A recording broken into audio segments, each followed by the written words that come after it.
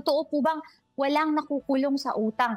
Ayun, Hmm. ito Favorite minsan question 'to, yung Attorney ganito J. oo, yung ganitong misconception na naa-abuse ito nung ating mga, kababayan na Oo.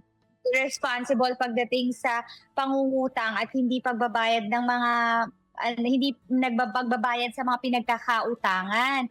Ayan, huwag po nating isipin na, Mm. walang nakukulong sa utang kasi bagaman at, usually utang ang pinag-uusapan and civil cases ang involved, ang unang-unang pumapasok na kaso is yung ating civil case like specific performance, ganyan, or yung sinasabi natin kanina, Attorney M, na mga civil cases.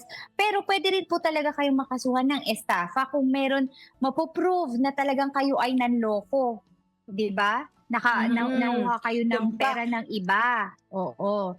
Oo, o kaya halimbawa, Attorney J, ikaw ay nag-issue ng bouncing check, 'di ba, BP-22 Ayun, para sasabihin BP-22. usually usually, Attorney J, sa mga nagpapautang ngayon medyo mautak na rin, nagpapa-issue sila ng post-dated Mm, checks.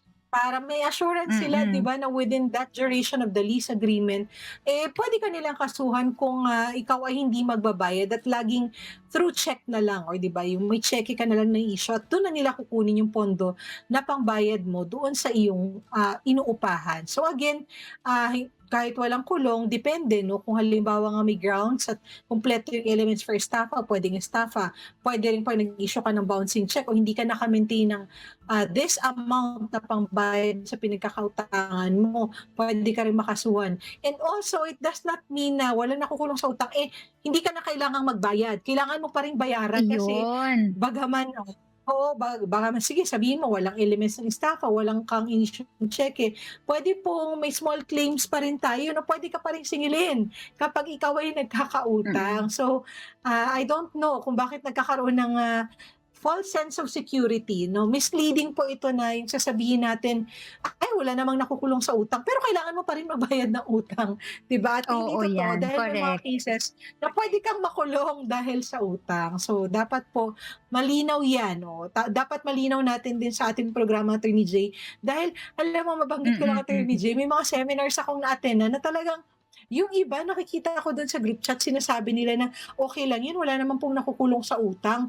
Talagang, mapapataas ka ng Oo, kilay at, siyempre gusto mo ding i-explain nagiging kasi ano kawawa 'no, din naman sila. oo, Mm. nagiging excuse para hindi tumupad sa responsibilidad. Oo, correct. Oo.